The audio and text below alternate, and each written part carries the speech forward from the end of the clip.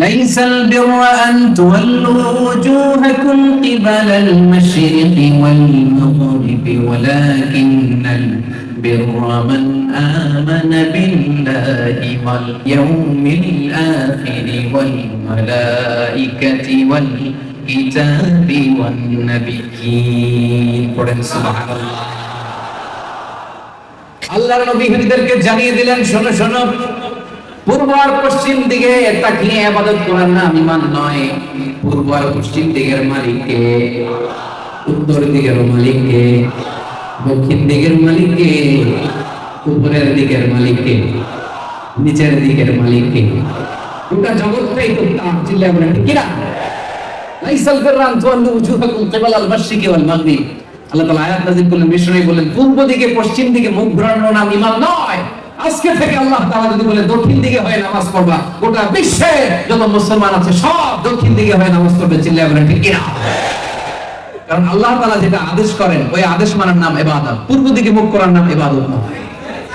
আল্লাহ তাআলার যে নির্দেশনা, এই নির্দেশনা মানার নাম হচ্ছে ইবাদত। পশ্চিম দিকে চেহারা ঘোরানোর নাম ঈমান নয়। চিল্লায় বলেন ঠিক কিনা?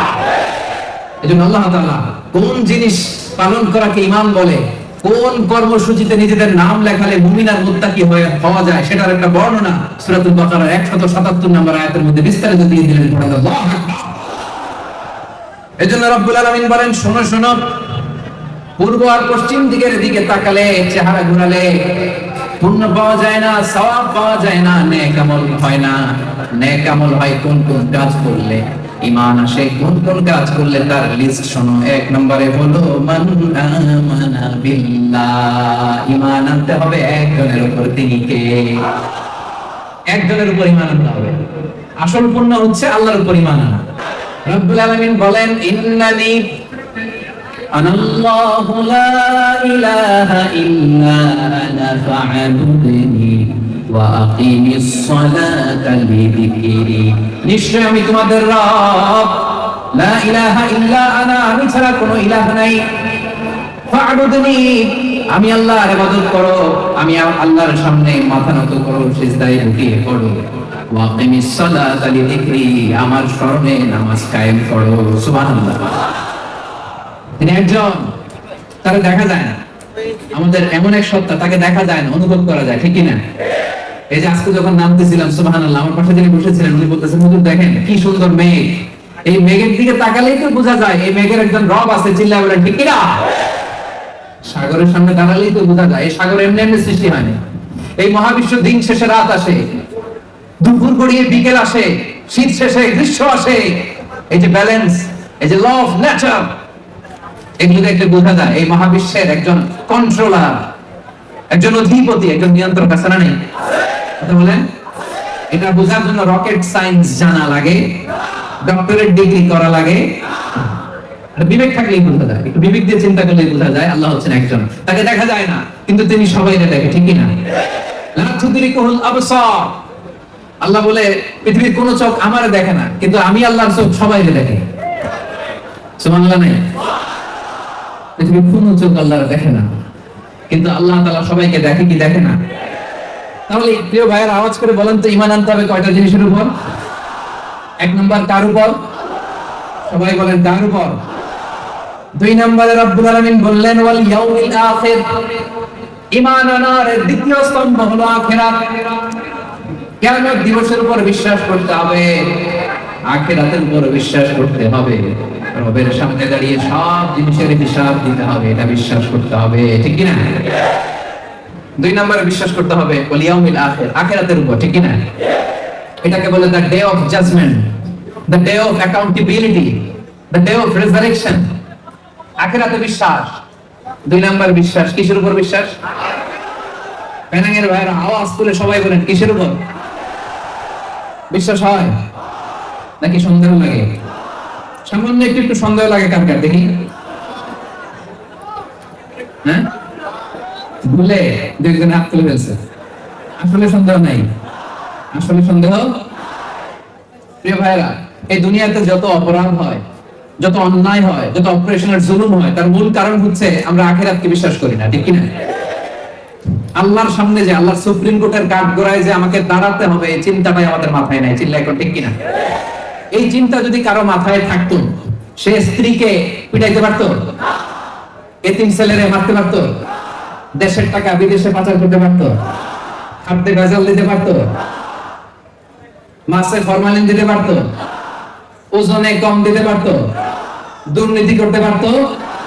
এজন্য আখিরাত আমাদের মনে আশা জাগে, আমরা মারা যাবো, লা বাইর ওয়া ইন্না ইলা রাব্বিনা লামুনকালিবুন, আমরা আমাদের রবের দিকে ফিরে যাচ্ছি। যে রব সেদিন সবচেয়ে বড় বিচার বসাবে, তার সুপ্রিম কোর্টের কাঠগড়ায় সেদিন সেই দাজ্জালগুলো, সেই জালেমগুলো দাঁড়িয়ে থারথার করে কাঁপবে। সেই দৃশ্য দেখার আকাঙ্ক্ষায় আমরা আছি। চিল্লায়ে বলেন ঠিক কিনা? আমরা সেদিন দেখব।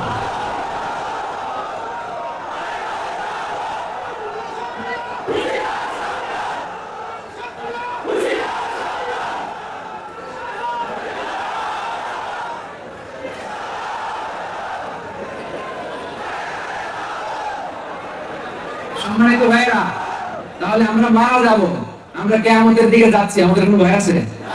নামাজ পড়ে বলেন, আমার দাদা চলে গেছে, আমার দাদি চলে গেছে, আমি কিয়ামতের দিন আমাদের আবার দেখবো, জান্নাতে, ঠিক কি না? আমি এই দুনিয়াতে ঠকেছি, মাজলুম হয়েছি, সেদিন শেষ হাসি, বিজয়ের হাসি আমি হাসবো, ঠিক কি না?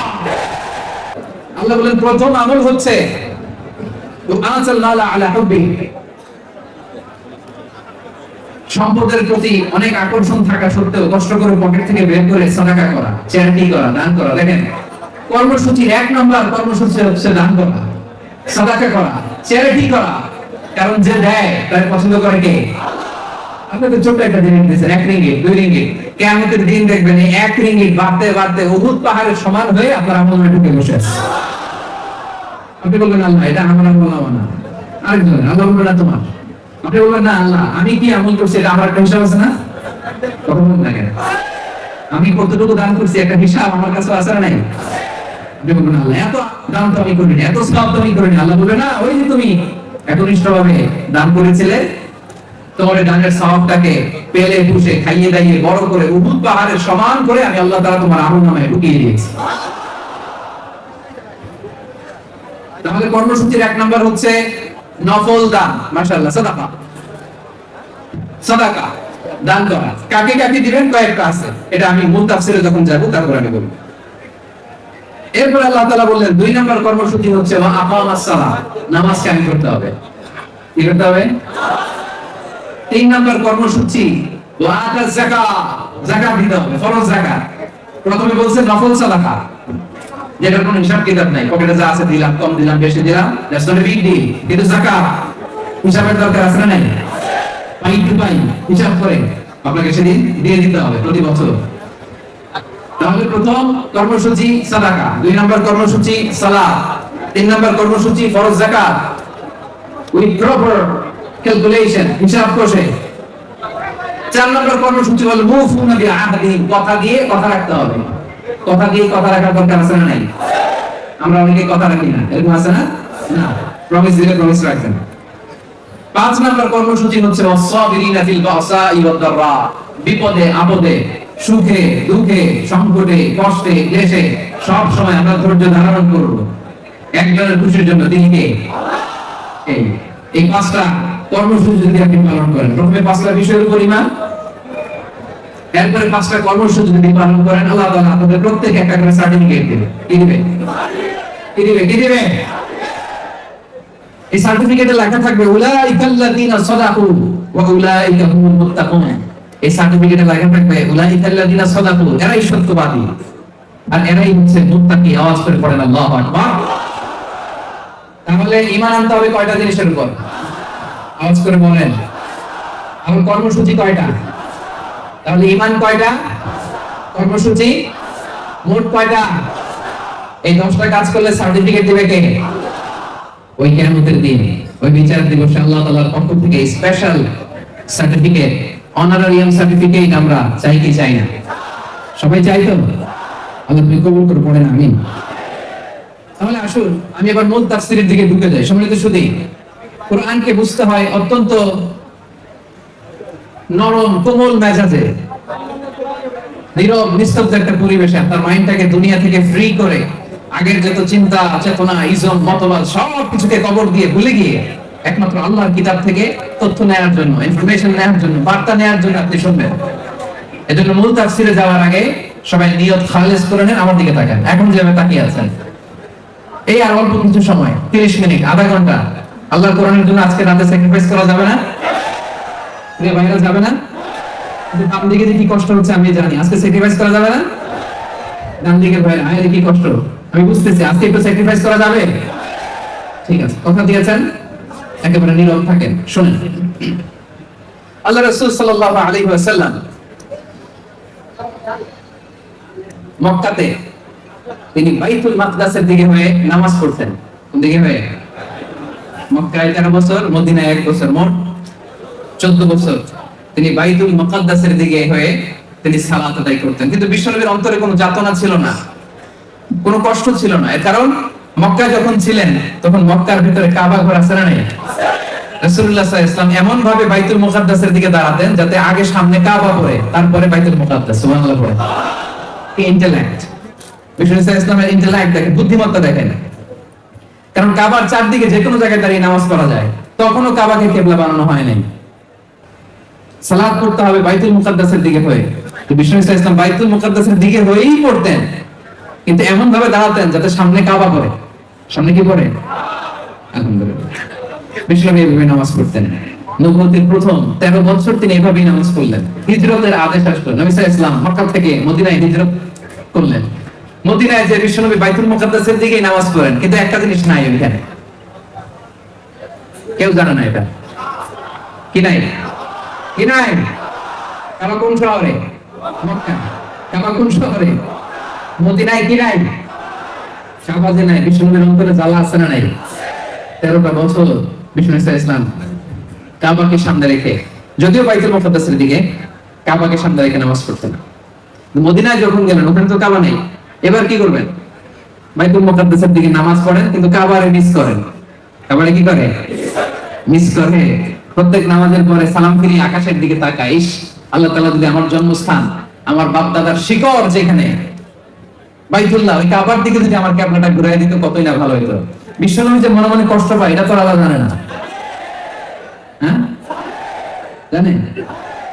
আল্লাহ তাআলা আয়াত নাযিল করলেন, ক্বাদ নারা তাকাল্লুবা ওয়াজহিকা ফিস সামা। নবী হে, নামাজের পরে মনের কষ্ট নিয়ে যে উপরের দিকে তাকায় কি ভাবেন আমি কিন্তু বুঝি, আমি কিন্তু জানি। ফালান ওয়াল্লিয়ান্নাকা কিবলাতান তারদাহা।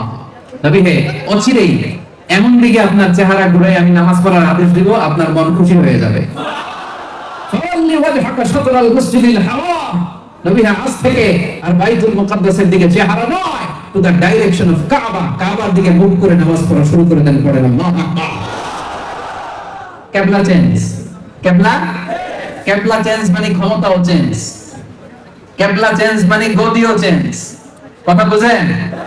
কিবলা চেঞ্জ মানে ক্ষমতা চেঞ্জ, কিবলা চেঞ্জ মানে গদিও চেঞ্জ।